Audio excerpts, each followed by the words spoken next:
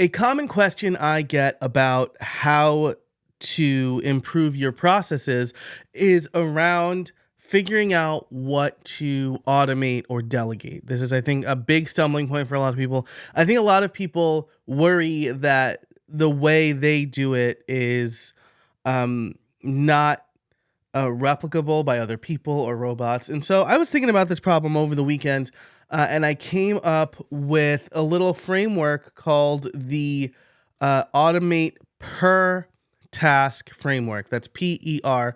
for perform, evaluate, and remove. And so you can see in this little drawing here that I did on my iPad. I'm testing out iPad OS 18 is pretty good so far. But the P stands for perform, right? This is where you do something, you record or document it. So record yourself doing it or write down all the steps for it, because this is going to do two things. It's going to create an SOP for you, which means that even if you don't move it off of your plate, you will still have the exact steps for how to do it.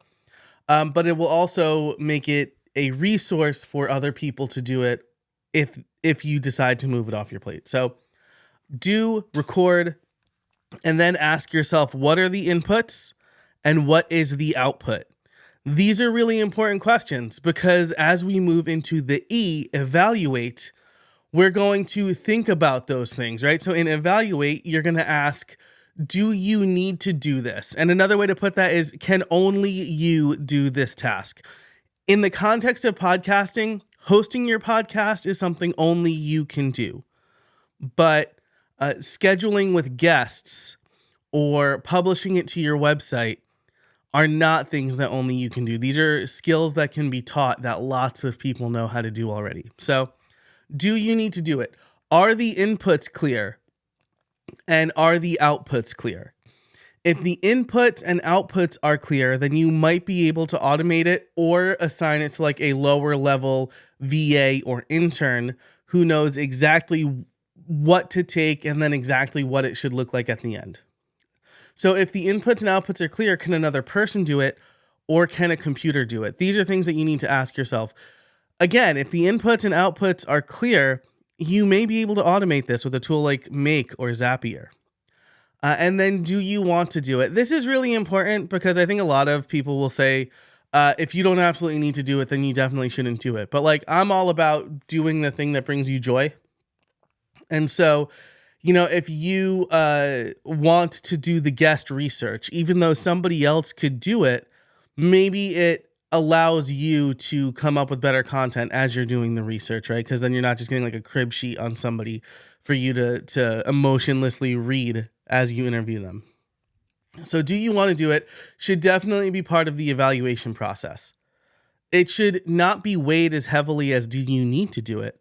But still, I don't want you to be in a situation where you only do one thing, even though this other thing was something you enjoyed, right? And I think this is going to be a disagreeable point for a lot of people. But you know what? You got into your own business because you want to do the things you want to do.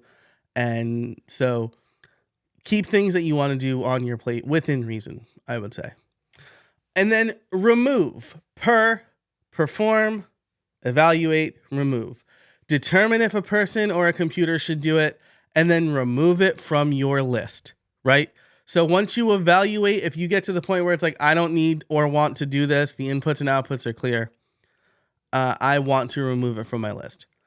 Do that for each task in your workflow.